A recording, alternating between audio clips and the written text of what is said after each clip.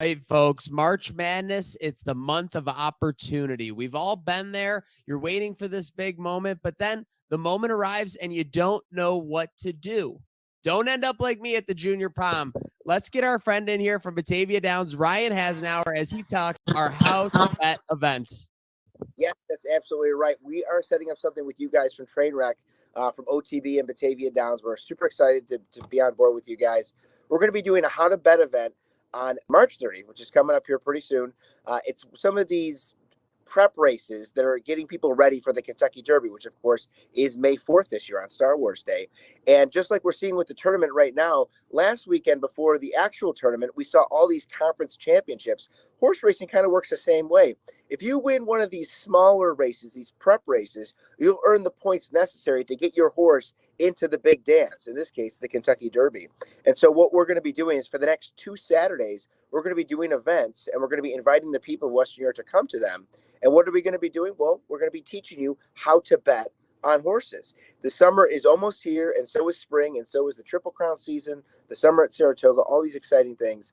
And here at OTB and at Batavia Downs, we want to get everybody in Western New York tuned in on how to bet on the horses. You know, you look at a program, you maybe not familiar with how to read one. Well, we want to help you out. We're going to have this event. It's going to be at the Worley OTB upstairs where Champions is, but we're going to be hosting something with Nick the Railbird. He's one of our OTB handicappers. Nick's going to teach you how to read a program. We're going to give everybody in attendance who signs up in advance a $5 wager that you can use to bet on the Arkansas Derby or the Florida Derby, which are the 2 Kentucky Derby prep races that'll be happening on March 30th. And we're going to give everybody a free beer. So you can't beat that. You got to sign up, though, by emailing me. It's you're going to email me at rhasenauer. You can see my name on the screen there. So rhasenauer at westernotb.com. Only the people that sign up in advance are going to get those special gifts as you arrive. And we're going to have some prize drawings for the people who come in and are wagering with us. So we're going to have some Thurman Thomas signed memorabilia. Of course, Thurman is OTB and Batavia Downs' ambassador. We're also going to have some prizes related to Batavia Downs, like stay-in plays. So we're hoping that those of you that are in the mood for horse racing can join us on March 30th at the Worley OTB, starting around 6:15 and going just about until 7:30. Learn how to bet on those horses before the summer at Saratoga and before the Kentucky Derby and the Triple Crown season. And just going to have some fun. Folks, make your spring a trifecta and get to Western OTB. And obviously, email rhasenauer at Western OTB to register for the How to Bet event, where Batavia Downs, you know the train never stops, the region's premier entertainment destination. Folks, welcome back to the show where it's not wrestling with your conscience. It's not wrestling with your budget. It is wrestling with emotion. And my goodness, it seems like we're saying this every week. It seems like we're saying this every month. What a time to be a wrestling fan. The road to WrestleMania is only getting better. The shows on AEW are only getting better. So let's get our panel in here and see what they're thinking of our show today. We got Slick L Slick Saturday. We got the Prophet Red Ryan, Rob Ryan, and we got the head of the table of Wrestling with Emotion, Michael J. Partham. I'll acknowledge him. I'll throw one up. I don't acknowledge him. I know real quick that we're going to start with AEW here, but man, I feel like I absolutely, I don't even know about last night. I feel like I got final bossed. I feel like it's a fever dream. Who would have thought a few years ago that WWE could put on that type of show? But, wow. With all those guys years ago that The Rock would be showing up on weekly television and not just sporadically. Unannounced. Imagine telling someone 5 years ago that in 2024, 2 weeks out from a Mania, 2 of the biggest stories were going to be The Rock and CM Punk. But with that said, let's get into our wrestling talk of the past week, and let's start over in All Elite Wrestling. Like we said in the intro, AEW continues to put on banger after banger after banger. So, gents, what are you thinking about AEW with the new faces and the new places? We got Okada, we got Mercedes, we got Okada with some title aspirations, some title dreams, Parthy? Okada, you mean? Yeah, didn't I say Okada? You mean Ospreay or something? Because Okada's already won a title as it is. He just won the I know. I was leading. I was trying to tee you up, Parthy. He's always just got to be like that. Well, are we talking about like world title aspirations for Okada? Because I could definitely see that. I could see that for Ospreay first. Just talk What? about Okada, dude. Who are we talking about? Okada or Ospreay? All Okada. right, Slick Saturday. What do you think of AEW the last couple weeks? It's great. These new faces, this new energy, this new theme, this new set that they're bringing. I like the new set. I like the new set. Love the new set. You know, I'm a big tunnel guy. I'm glad the tunnels are back. I don't care if it looks a little like an impact zone. Love that they're back to the original colors. For a while there, it was looking a bit stale and a bit too forced with the design and setup. It looked like they were trying to be a sports entertainment company, and they're a professional wrestling company. This it feels like a revitalized AEW, a new era almost. We talk about the new era of WWE as well, but AEW is constantly trying to change its era to give fans a new sense, almost like seasons of a show.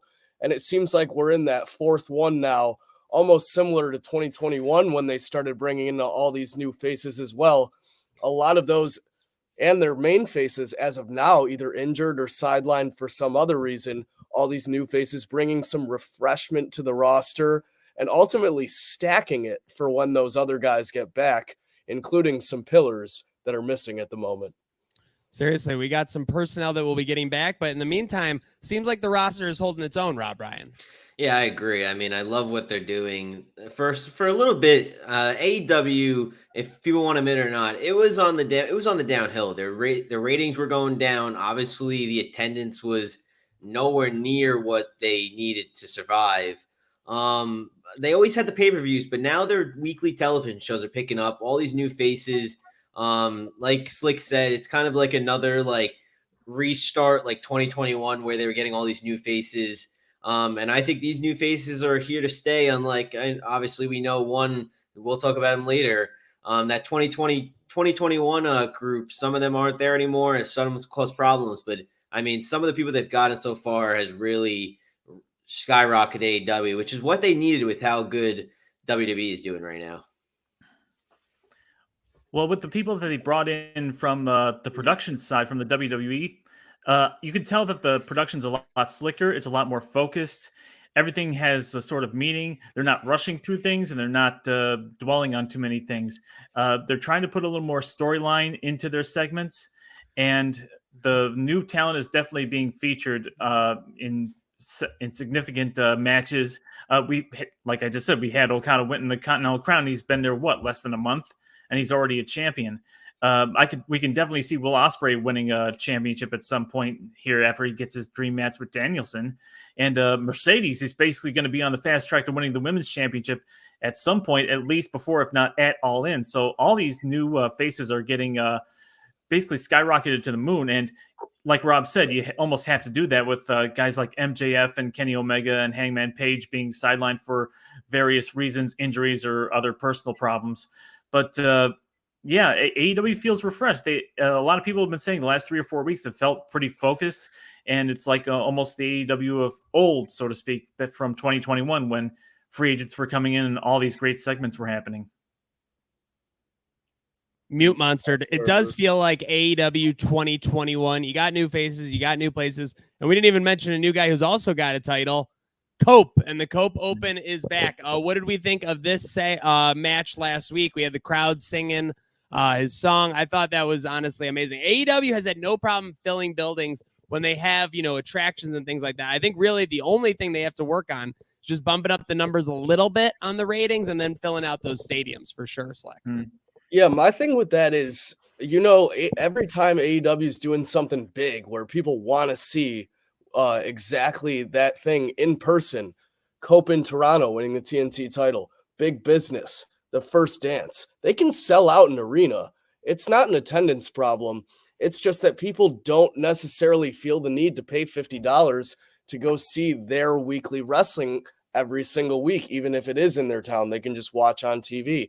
Whereas WWE, you have such a reputation and so many people are known to you that every week, no matter what city you go to, people are going to come out and bring their families, their mother, their Aunt Sally, as Maniac would say, just because WWE is in town and it might be their only opportunity to go see such a spectacle.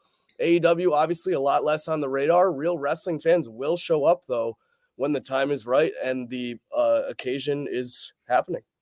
Seriously, the occasion is happening. Rob, who you got in the Cope Open? Who do you want to see go after this TNT title? I really have no preference. I just kind of wanted to see Copeland get that title. Obviously, we've had this path of Christian, and his character right now is one of a kind. I mean, what other person's gonna willingly go out on television and do what he does every week? And Copeland, he's really deserved it. Obviously, he's had that long time. Obviously, he's been back for a few years wrestling, but he's been through injury galore. Yeah, I don't think he had a title when he was returned to WWE. So I think he really deserved this. This is what he wanted to do. He wanted to finally get back, and what other way to do it than to face his best friend of over 20 years, Christian? I mean, I could care less who he faces. First title in almost 15 years. How about a rematch for our boy DG, Danny Garcia? That's going to be in the works, so to speak, for the Cope Open. And as far as where this is going to go, I'd say, Swerve is basically, the heir apparent for the AEW world title. So why don't we give Will Ospreay at some point, a TNT championship run to get his feet wet like Okada just did with the Continental Crown? Not a terrible idea. I kind of like the idea of the Cope Open. I feel like Copeland can do the TNT title. Yeah, I liked it at the start of AEW, and it felt perceived as almost like it when they didn't have an intercontinental title or a continental title, it felt like their intercontinental title to me. But with that said, I feel like it's kind of lost a little bit of luster when it went to, kill switch, and then it went, back and forth. So I loved Christian. Don't get me wrong. I love the angle. I love the storyline. But I think there's an opportunity here for Cope over the next 3 to 6 months to almost have a similar run to when John Cena took over the U.S. title and kind of did his open challenge every week. So I'm excited to see what he will do with it.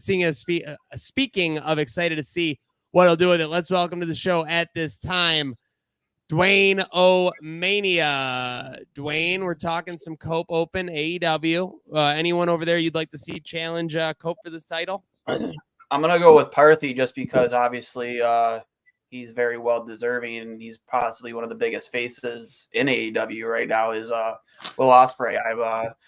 You've seen a lot of the comparisons, with the recent push with Ricochet and WWE, and the athleticism is incredible. Just the ability to put on a match the way he does. He got the contract he got for a reason. And when you pay somebody that kind of money, you give them opportunities like this. And I would think Will Ospreay should be at the top of that list. Okay. Yeah, that would be a match and a half for sure. And I honestly don't know what could happen there. I think there'd have to be some outside hijinks or something, but I could think those two could cook for 15 That's to 20. the only problem I have with giving like a guy that you want to take to the moon the immediate Cope Open is just because I think you got to give like Copeland at least a couple weeks before you give him a Garcia, because one of those guys you can't just have get buried again for this title. That you've already fumbled with Garcia plenty of times. Fans are starting to get momentum on him again. Will Ospreay too, him losing to Copeland right after coming in, that would not do him any favors. I think give Copeland a little run, maybe bring in some I don't know. You could bring in some Ring of Honor guys, other guys that are on Collision as well. I'm not too familiar with who shows up every Saturday, but there's plenty to choose from and plenty of great matches to be had for Copeland, who is in a locker room full of new faces. It was Daddy Magic and DG that interfered last week, right? Kingdom. Yes, it was. When he signed with AEW too, he actually I remember reading he made a list of wrestlers he wanted to get in the ring with. Outside of obviously Christian Cage. So I think you can even look at that list from that interview and probably generate an idea of what, he might want to do, because that was his whole reasoning outside of the obvious of going to AEW was just the ability to have matches that he's never had before. So bearing that in mind, I would think you probably go back and look at that interview and just see who he listed. I want to say even Daniel Garcia was one guy too that was on that list. It's no coincidence that he's already, in cahoots with Copeland in that storyline. So, no, I know what I'm saying. How about have Copeland? I'm saying for sure. Yeah, we're talking about Daniel Garcia. He was actually on that list too. So. Yeah, no, I was agreeing with you. I could see DG getting a quick shot based on the fact that he kind of helped Copeland win the title by, staving off the interference and the patriarchy, et cetera, et cetera. I could see that happening, but I would not see either side winning if that match happened. I would see some outside interference after a good 10 to 15 minute match by some kind of heel for sure. But hey, get out of here. I'm a mark. And speaking of marking out, the only thing I haven't loved on AEW TV in the past couple weeks is Timeless Tony taking a pin last week. Are you kidding me? The hell are we doing, TK? Roman Reigns but took with the pin that in the said, tag match. no, we can't have the champ taking a pin, Partha. You know that's a golden rule. You know that's a golden rule. Partha, I know it's not there's desirable, so but I many mean, more if the shine layers doesn't come to off that Roman, one, it and won't you come know off it. Tony. That's true. That's true. Okay, but with that said, I want to talk to you guys because we were talking all 2022. We were talking all 2023. When is AEW going to get back to 2021 AEW where it's just exciting every week? The shows feel like they're literally going at breakneck speed. And so far in 2024, I don't know about you guys, but it feels like they've done that. So I have the Chiron here. Where does 2024 AEW rank TV comparatively the last 10 years? I say it's in the top 15 to 20% of what's been put out there. I think it absolutely washes anything that WWE was doing in the 2010s. And that's with respect. I mean, SmackDown Live was obviously solid. You had the land of opportunity with Shane McMahon, Daniel Bryan, et cetera, et cetera. You had some good moments with Seth Rollins, et cetera. But I think it's in the top 15 to 20%. Where would you guys rank it as far as the last 10 years? And I guess in the sphere of AEW. Slick? Yeah, I'm right there with you that it smokes basically anything WWE's done in the past decade. And that's not even a diss. I mean, this is still a very recent regime that Triple H has had, where he's started to take the control and make that creative a lot better of a product. I do love this AEW 2024. I'm going to rank it a tiny bit below 2021 because 2021 AEW was still so... It was a lot more new than it is now. We've already seen this kind of surge with AEW. 2021, we'd never seen anything like that, where all these guys were coming in on a weekly basis. Pop, match, banger, pop. Everything was happening at the right time, and it just never stopped. So I'm going to put it maybe like 5 notches below 2021 AEW, but I think it has a lot of room to improve. I think 2024 could get right back to that era it was in 3 years ago this summer when you potentially get a big face like MJF back, Kenny Omega makes his way back, and then you have your second show at Wembley Stadium. That seemed to be the hottest point for AEW last year, as it should have been, given that they sold out Wembley Stadium, first ever wrestling show in Wembley Stadium of such. And to have it again with that momentum coming out of the summer would just be huge. So I think they can get there again, but it's right below 2021 in my opinion. Yeah, first I gotta make you take a step back. You said last decade of WWE, which obviously is not the case. I'd rank, like Maniac said, the 2010s. It's definitely better than the 2010s. The last few years, probably ever since really the Bloodline story took place, that's when WWE's been on the up. I'd say 2022-ish.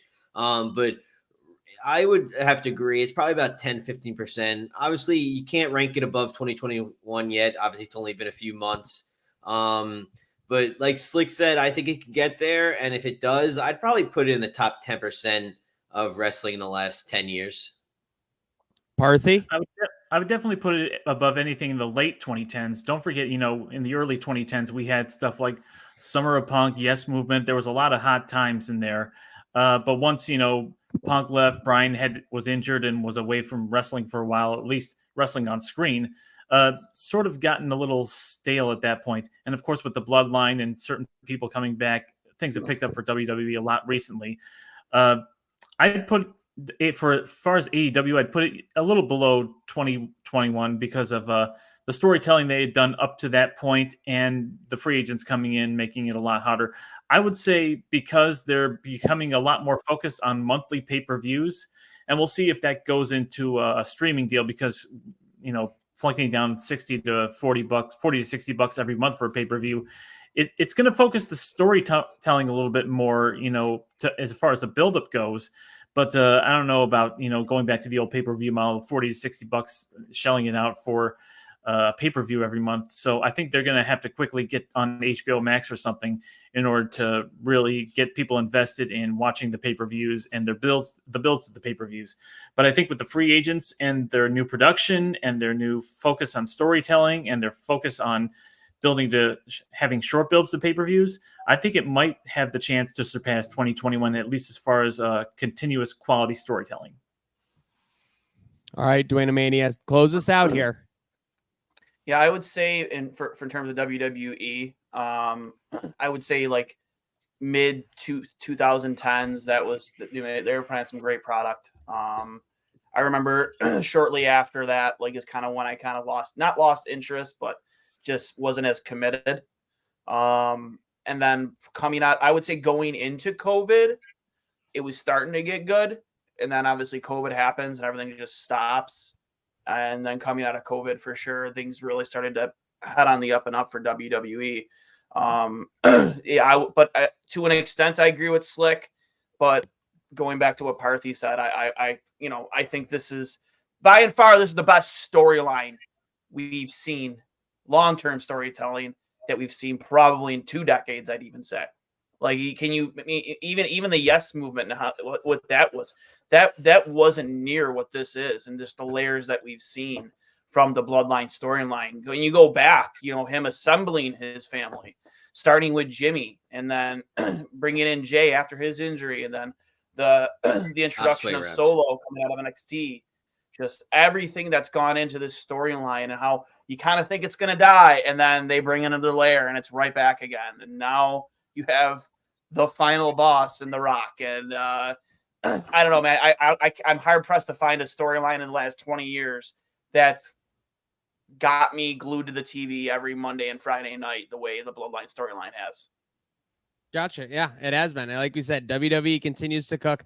Let's go from AEW to WWE now with that talk. But first, it's Trainwreck Trivia presented by Batavia Downs, the region's premier entertainment destination. Gents, we are going back 15 years to the 2009 Elimination Chamber.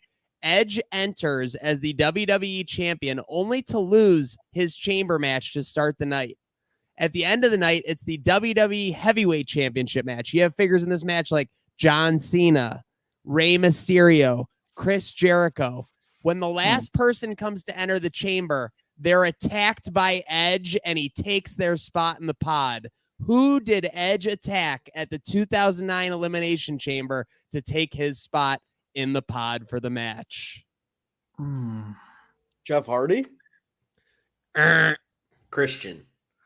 But to be fair, Jeff Hardy was feuding with Edge at this point in window. They had multiple championship matches in the pay-per-views before this. I feel like I should know. Randy Orton?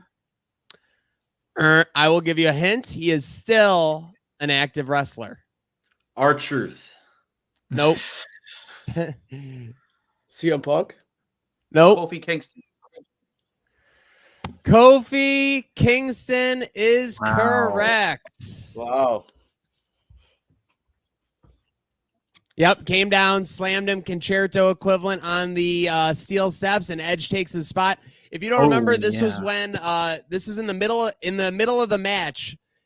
John Cena got hit by a code breaker into a 619 into a spear and was actually eliminated with 3 competitors left. And this was at the peak of Super Cena in 2009. Yeah, so that he was the title holder, right? I believe he was the title When Kofi holder. was still Jamaican. Yeah, Kofi was still Jamaican. Kofi was still Jamaican. People happy. Kofi Kingston making me crazy. Seriously, making it crazy. And speaking of making it crazy, WWE continues to cook. We've been talking about AEW. I give AEW it's been good. I think it is seriously, and like I said, in the top 15 to 20% of wrestling content the last 10 years. With that said, after Raw last night, after Raw last week, I think I put a message into the Wrestling with Emotion chat, and I was like, wow, I think this is the best Raw I've seen in a long time. Last night's Raw smashed it. Absolutely smashed it. From the opening segment, Cody the Rock. I mean, it was almost like, I don't know. I can't believe that segment was successful with The Rock doing the whisper and walking away, but it ended up playing a huge role in the overall way the night went down. and obviously just had a great effect on the show. So with that said, let's go reverse order. Dwayne Mania, what you saw last night, where does that Raw rank for you? And going forward, where are you on this Bloodline storyline? What do you want to see happen over these next 11 or so days before Mania? I mean, sometimes I watch Raw, like, you know, a little bit on rewind. I'll start it late just to go through the commercials. And even doing so, like, I knew I was on, I knew I could fast forward through it, but it was so good that outside of the commercials, I don't think I fast forward through a single segment or match at all last night, even starting it late. The Rock walking into the ring with Cody, and that just shows how big those two are, how you could literally get the pop that they got together in the ring. And Rock didn't say a word into a microphone. He had his hands behind his back. You know what I mean? Like there was just, it was just, that's all. And then he just nonchalantly walks out of the ring and goes to the back. And I had chills. I had like chills. I'm like, holy crap. And I even said it in the chat. I'm like, do we think that this stuff with Cody and The Rock is overshadowing the actual main event of night 2, Roman v. Cody? And I'm actually here for it. Like I'm all on you know, the woe movement or whatever you want to call it. We want Cody movement, but everything about this build up for the last 2 years, the different layers of the Bloodline storyline, how they've been able to keep this relevant and interesting, and how it's hopefully going to finally come full circle. You know, night 2 of Mania. I couldn't be more happier as a wrestling fan, as a WWE fan. This is the most excited I've been in a very long time. And, you know, outside of obviously other sports that, you know, have been miserable to watch, like WWE, you know, is the one, you know, sports programming or sports entertainment programming that actually gets me excited anymore. And that's the God's honest truth. I'm blown away by everything that Hunter has done since he's taken the reins of WWE. And, it's cool to see a semblance of the Attitude Era finally back. And I can't wait to see what SmackDown brings and what Raw brings going into Mania, and just everything about it, man. I just know where I'm going to be at 8:00 on both those nights.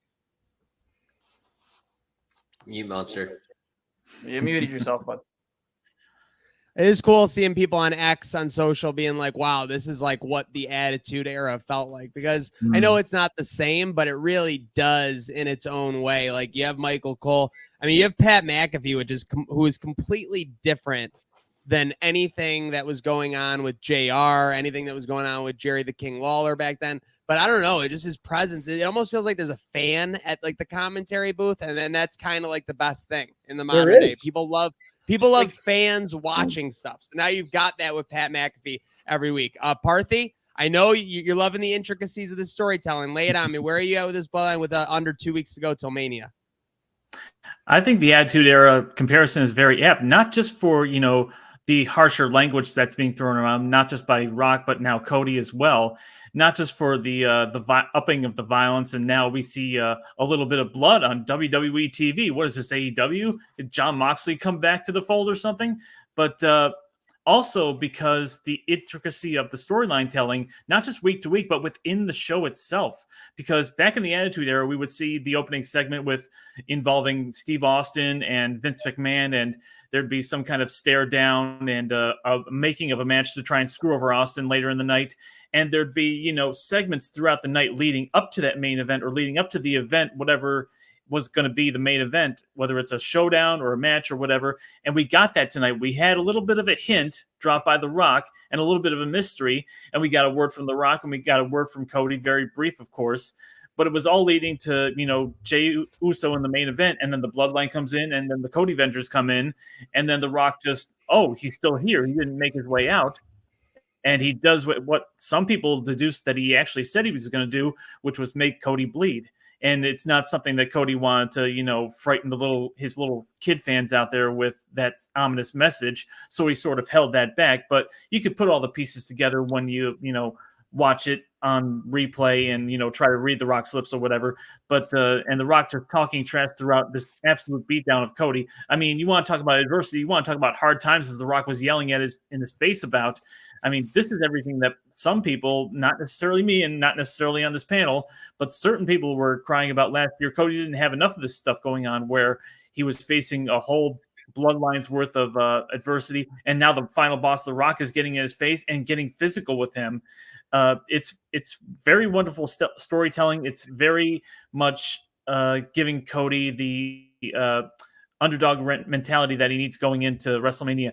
And of course, not to talk about storytelling and foreshadowing, John Cena and Steve Austin conveniently on a trailer right where Cody and The Rock are, getting into it with each other. I mean, and we saw something from, I believe, WrestleVotes, who said something to the effect of, hey, those trailers are very deliberate in who they put on there and where they put those trailers. So a little bit of visual foreshadowing. Triple H likes to do that kind of stuff. I was gonna say, I when I first saw this, I absolutely no coincidence, absolutely nothing. But then I just think back to every aspect, every opportunity that Triple H Paul Levesque has to do some storytelling when it's not the characters that are actually like interacting at that moment. He kind of does it. So yeah, I mean, I definitely lean that we could be seeing some glass break and we could be seeing some hustle, loyalty, and respect in a couple weekends at Mania. Rob, what'd you think of the Cook job last night? I mean, it's just awesome. There was a certain time after Mania last year where we all were wondering, where could the bloodline go after everything that really happened in the middle of last year leading up to SummerSlam. It felt like maybe they were running dry, but here we are again back in WrestleMania season, and it's just a whole new bloodline story. That shot last night with The Rock coming in, just storming the ring, that was an awesome shot. Just looked like he was like the final boss, basically. The whisper, like people, I think Parthy was mentioning, just the subtle interviews during the night with The Rock and with Cody, leading up to the J match, with the final boss coming out and attacking Cody throughout the outside. The rain in Chicago, obviously that's not something they planned, but I think that just made it so much better in the rain. Why did the rain make it so perfect? I have no idea why, but when they went out and it was raining, that instantly got like 3 times better. It was something you can't replicate. Yeah.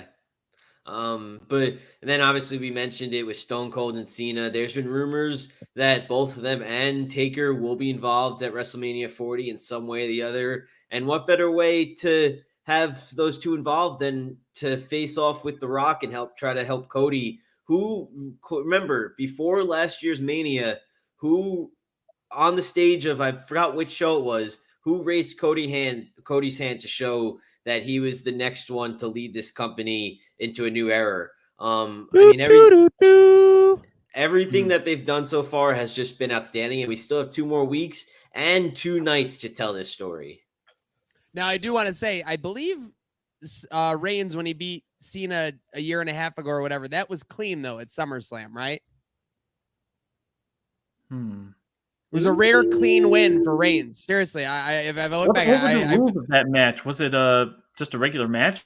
Because there was no match, but in 2022, Cena got the loudest pop of all time when he returned at Money in the Bank. If you're, oh my god, it's Cena, it's Cena. But where is he from Pat McAfee? One of the early moments that I'm working with McAfee on the WWE broadcast. I saw someone refer. No, go ahead, Slick. I saw someone refer to this as the Renaissance era of WWE, and to me that's just so appropriate. You got all these big names coming back, making it feel like the Attitude Era, the Renaissance of World Wrestling Entertainment, what it should be, what it always should have been. Triple H is bringing it back to its roots, so I really love the term, and maybe it'll stick with Attitude and those other eras that WWE has coined. How about the cinema era? I've heard that. I mean, that was pretty good too. Like I pointed out when we mentioned the rain, that to me that was just cinema. It was so perfect in every aspect. Cody bleeding on the ground as Rock in the rain is saying, "Where you at, Mama Rhodes?"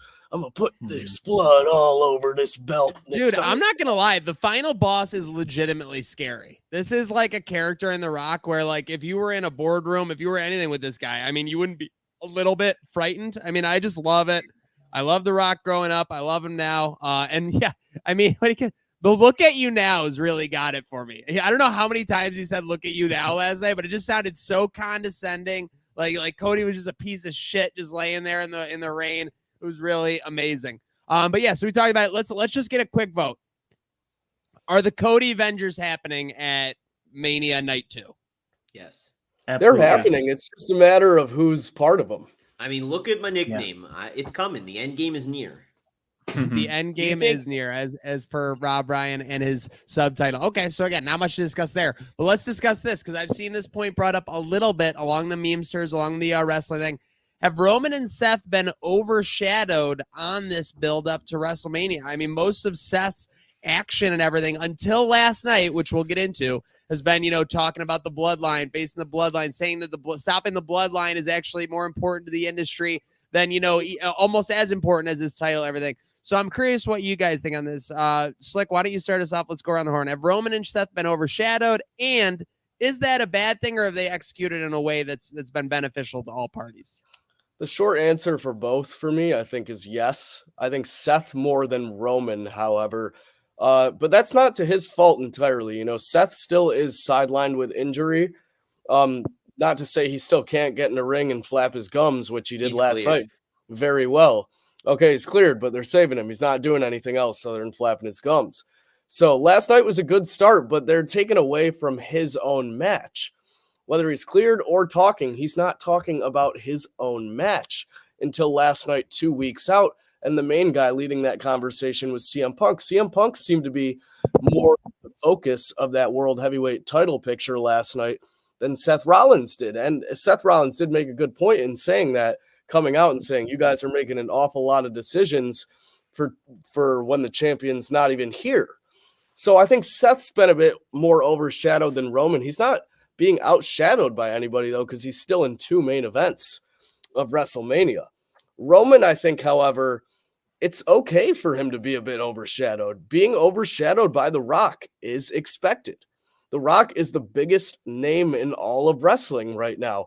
And to be his cousin and be right there with him in this new reformed bloodline, it's not a bad thing for The Rock to have the big shadow over you, because then you can turn it into some anger that you're the tribal chief. And hey, Dwayne, you're taking all my spotlight. You might have just cost me the title night too.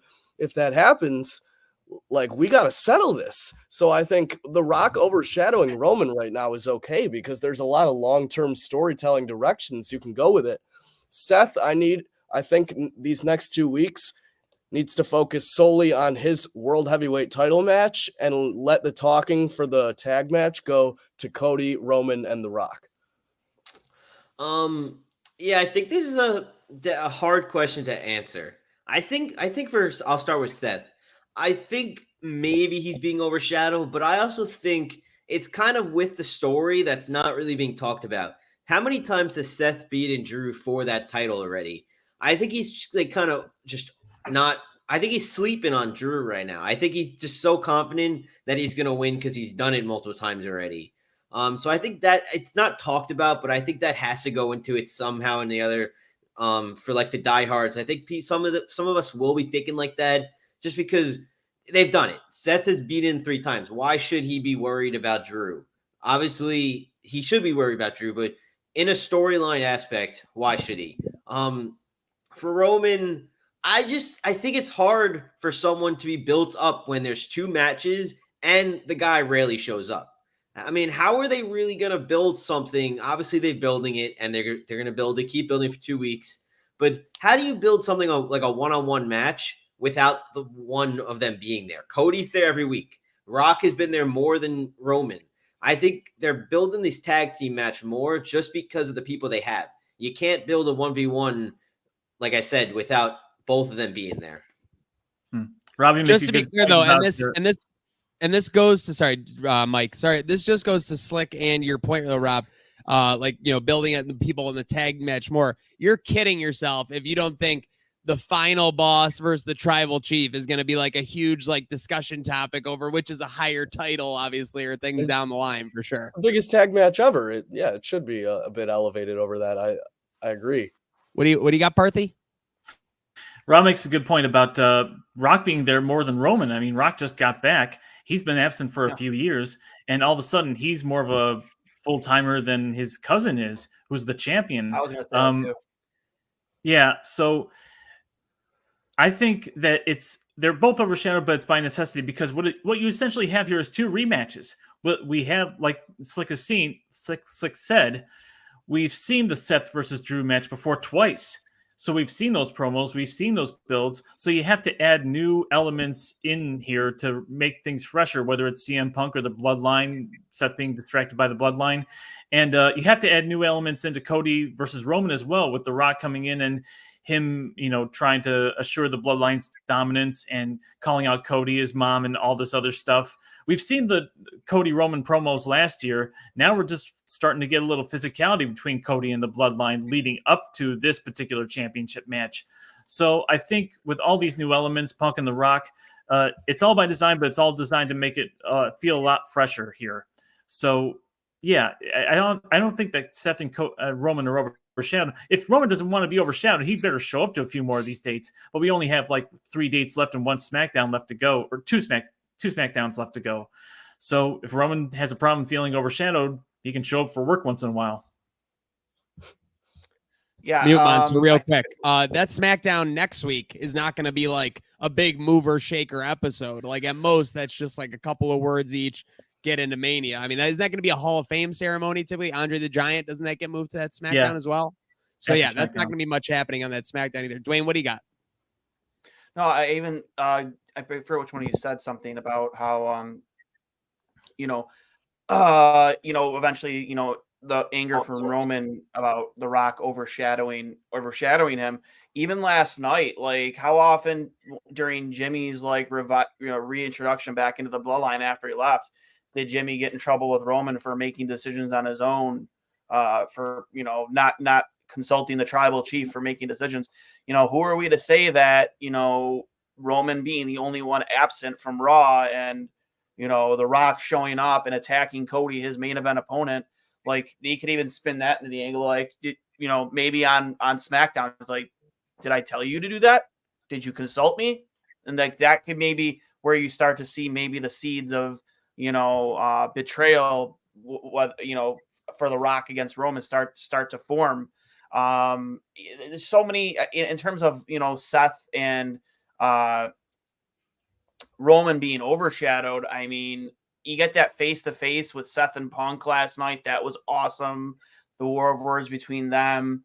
Again, to Parthy's point, Roman needs to be there. Like, you kind of have to be there to not be overshadowed. Like The Rock has literally, I wanted to make this point in the chat, like, going back to the first time he reappeared when he randomly showed up on whatever it was, Raw or SmackDown.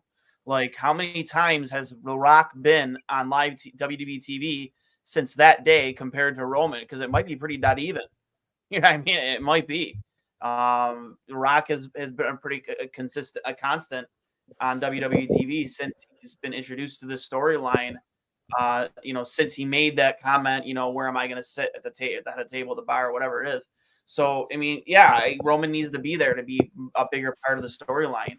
My only concern is somehow this affecting Cody getting his moment, getting his flowers, because we have this overshadowment of The Rock and this, that, and the other. And I really do believe the results of, outside of the obvious, how night one ends, how that tag match ends, will obviously directly affect night two. Not even talking about the Bloodline rules. Like, how will that night end? Who's taking the pin? What are the circumstances of the pin? Is there outside interference? Maybe that's when we see the beginning of the Cody Avengers come into play. Like, there's so many different ways you can go about night two from night one. I couldn't be more excited, man. I just hope Cody gets his flowers on night two. I think night one and night two booking are a perfect topic for next week's episode of Wrestling with Emotion for sure. Exactly how anyone would book those. We'll all get our submissions in. But Dwayne, I want to cue you up here and kind of want to go around the horn on our last topic here before general talk and discussions and sign off. Punk last night in Chicago. I thought it was a pretty good performance. At the same time, I don't know. He rubbed me a little like weirdly talking about being involved in the World Heavyweight Championship match. I don't know. It seems like he's just it seems like he's trying to make it about him versus being like, hey, you know what? I'm injured now, but the second I'm back, I'm going right for that title. I would have liked to see that versus what I saw last night. But I don't know about you. Dwayne, you check it off and let's go around the horn. It's not like it's his decision. Like, I mean, it's going to be there's he's interconnected with both guys that are fighting for the World Heavyweight Championship. There's a storyline with him and Seth that's been built in since before he came back in Chicago, you know, dating back years before that. There's already this built-in storyline where like Drew has been Drew has been the antagonist. Like, would CM Punk be CM Punk if he just ignored that when he came back to WWE and ignored the fact that he's been nonstop trolled online for the better part of 2 months now? T-shirts made on him. Like, would you lose respect? Well, I think he looked a little silly saying he never used another person's name to sell a T-shirt when he's blatantly done it. That made him look silly. He stepped in some doo-doo on that promo last night. That's my only thing. I think he could have streamlined. He was in Chicago. He had all the momentum in the world. Instead, he's talking about he's doing mock counts with his left hand and everything. I don't know. I thought it was okay. And like we all know that CM Punk going back to Chicago, it's going to be a hero's welcome. Of course, I thought he could have just made a little bit better use of the platform. That was my take on it.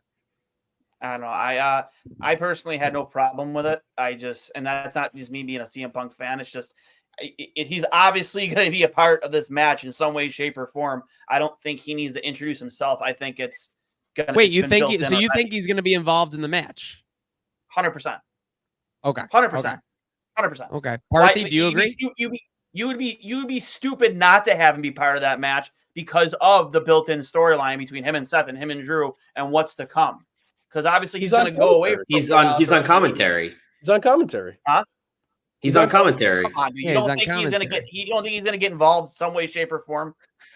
He might get out of his seat. He might get out of his seat and like say a couple words. There's no way he doesn't get involved in stuff. I'm not saying he's going to go there and start throwing swings or there is zero chance he does not get involved in some way, shape, or form. World title match. You get someone disqualified. All right. I think it's real quick before Parthy goes. Yeah. I think it's twofold. One, I don't want Rollins to lose the title in a hanky janky like ending, like after he's had such a long reign with it, after he's had an illustrious reign with it. But part two is that if, for example, they're ringside, Rollins gets thrown into Punk and then something happens and Punk ends up costing it, that does build to the storyline. So that is a good point there, Dwayne. Parthy, what do you got? Yeah, that's a good point that he'd probably have to be physically instigated in order to get himself involved in this match. Because my point was going to be, well, who's he going to interfere on behalf of, or who's he going to try to screw over? Because he equally hates both of these guys. And he said it himself, he wouldn't be the most impartial referee, which I actually think he would be the most partial referee because he wouldn't show favoritism to one guy or the other. It'd be like I was Shawn Michaels refereeing Bret Hart and The Undertaker. Why did he say he was impartial? Yeah, but anyway, I think, well, he'd probably be like I recall a Steve Austin refereeing The Undertaker and Kane, where he'd basically just let them go at each other, and he would ignore certain things that were against the rules, and do a slow count for one guy and do a fast count for the other guy just to agitate somebody. But I guess other than that, you know what? Being a commentary is perfect for him. And the way he put it to say, I'm going to do something that both of you guys and everything that you have never did before is make you interesting. It's a very good way to spin it as, him being on commentary is a significant thing and not just, a way to get him on WrestleMania. As far as, he's definitely going to be in the world title picture. That's almost a foregone conclusion. Once he comes back, he's going to be coming after Drew, whether he has that world title or not. And he's eventually going to get around to Seth Rollins. He even dropped a hint of, getting to Roman Reigns at somewhere down the line, whether Roman has the title or not. I think they threw a lot of good barbs at each other.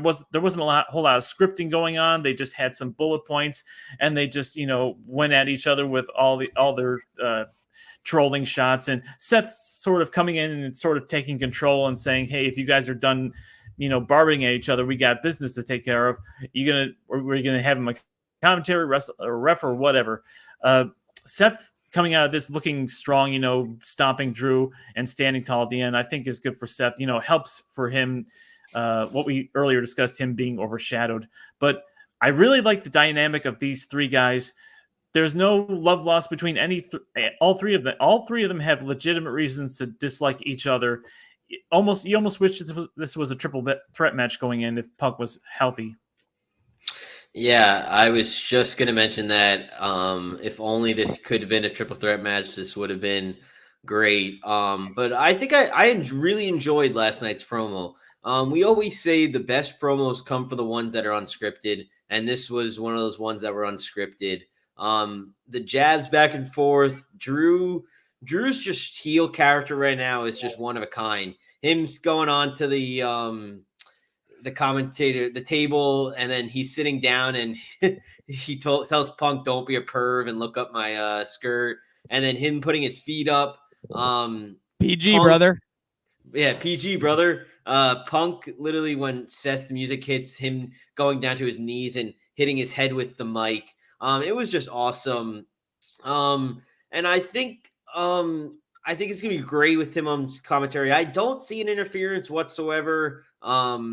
I don't really see that, but to add on, I know what Dwayne was saying earlier when we were in the last topic about what occurs at the end of night one will determine what happens night two, and I think that has to go along with this match too. It hasn't been mentioned. We talk about the subtle hints that Triple H has loved to do backstage. We talked about the one on the trailer, and there was another one. McIntyre was caught talking to Heyman last night. What is going to happen with Rock? Always mentions how just at a snap of his finger, he can eliminate this title from Seth. I think that's going to play into night two as well. And this is another one, which is, it's undertold right now, but there's also the story involved with it, even if these two aren't the main topic of the discussion right now. How about CM Punk saying, "Hey, my tricep is torn, but I can still use my mouth to cut a promo and eat my wife's box"? I thought that was pretty cool. But other than that, Chicago popped for it, not surprisingly. Yeah, I mean, they'll pop for anything he fucking says. The reason I don't need to see him like involved in this match is one, he's hurt, and two, like, why would he get involved? He's gonna give someone an upper hand. He hates both these guys' guts. He's already in the picture. He's gonna fight one of them down the line, whoever has that title. He does not need to make his presence felt in a physical way. Could I see one of them ending up ringside and getting in his face and like talking some shit? Sure, but I think he should sit his ass down next to Michael Cole and stick to commentary, because he's better at that these days than he is wrestling. How about Michael Cole's comment after the segment about this being now Drew's losing focus on Seth because he's distracted by Punk, whereas he's been telling Seth he's been distracted by the bloodline? It's kind of a little bit of irony in there. A nice touch. I love Rob's point with Drew and Heyman of how that could play in night two in that world heavyweight title picture. You know, something happens, Drew ends up getting some help from the bloodline to capture that title. Who knows? That could be a way. Sorry, go if you're not. You don't. No, it's okay. It's okay. That could be a way. Obviously, Roman talked about Punk on McAfee, and Punk mentioned him last night. Yeah. That could be a way of getting him involved in that match. Is if, say, The Rock comes out. We all know the beef that Punk and Rock have had. So that could be a way to get Punk involved in that match. And then none of us have touched on DP coming into the picture at any point either. We'll save that for next got week. that case. Yeah, that's very fair. We'll save that for next week as well. I want to say real quick, so let's get our final takes here. 30 seconds or less before we sign off here on the WWE show. With that said, anyone want to start? Just get me to Philly already. That's all I can say. Okay. So Okay. That's hard coming from a man that's going to an AEW show 2 in a week. He doesn't give a shit. I got a final take. No, I'm just saying you're overlooking it because you're so excited for Mania. I'm not blaming you, brother. Me too. Get me to Brooklyn and then get me to Philly. Hell yeah, let's go. I got a final take, and it involves the final boss. I am as close as I've been on this entire run to not really caring if Cody finishes his story. What the final boss has done has just been art. It's been cinema. Ooh. It's been amazing. So I'm not saying I'm all the way out. But if you were watching that segment last night and not being like, damn, The Rock is cooking, literally, That's all. You That's don't all I want got. them to finish the story in Philadelphia? I with said I those care as fans? little about it as I have. I didn't say I don't want them to. If But I mean, this is going to be a Hammerstein Ballroom 2006 all over again, where if Cena wins, we riot. I mean, it's going to be as close to that as I think it's going to be, because after last year having the rug pulled from under Cody, probably because of Vince McMahon, who knows? It's never been officially reported, but I have my thoughts and my feelings about it.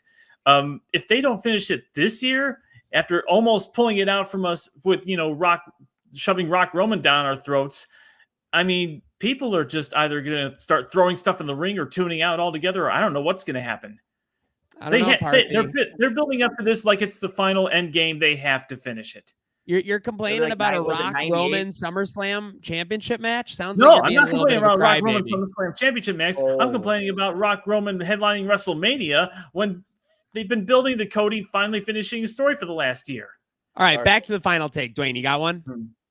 I mean, not this is my final take, but would that be like, was it 98 Bash at the Beach when Hogan joined the NWO? Was it 98? 96. Yeah. 96, sorry. Yeah, you probably get that type of reaction, if not worse, out of Philadelphia if they put it back on Roman. I just hope we see glass shatter on night 2. I really, really do. And if that happens, I can give less of a shit about Rock and Roman. Give me Austin and Rock one more time. That's a match I'd be much more interested. Absolutely. Screw it. Give me them Dwayne. one more time. Dwayne. Stop What are you it. talking about? What are Go you back talking into the catalog and watch it, dude. No, If that no was ever way. done, Are you if that kidding was me? ever It was- done, it would have to be a cinematic match. Bro, They're that's both way too 100 old. plus They're both years. way That's too old. 110 plus I years. don't care, of man. human I life don't care. in One of the ring, greatest dude. I don't rivalries You're in asking for history. Goldberg Undertaker part 2 right there. Exactly. You're asking for No, it. you're not. You wanna see absolutely are. Austin? No, you're not. No, you're not. All right. No, you're not. Wayne, Undertaker could barely walk down to the ring. Would you be happy with No just them trading blows, trading finishers in the middle of the ring while No, I want Cody one more Roman is match. going on and just have that moment? I want one more match. Give it to me. Rock doesn't have one Austin more took a match. He's got backdrop one on more cement stunner selling him. just over a year ago. You kidding me? That guy can give us one more match. Absolutely. Okay. You So guys time can will shake your tell. heads at it all you want. Yeah, I That's for disagree. fun. I You'll think watch The Rock it. has You'll one buy more it. stunner You'll selling. He doesn't have over it, one more and match. Don't tell me you wouldn't. Okay. All right. Well, hey, that's why it's the show where we don't wrestle with your budget. We don't wrestle with our conscience. It is the show that is wrestling with emotion. So have a good night now. Yeah.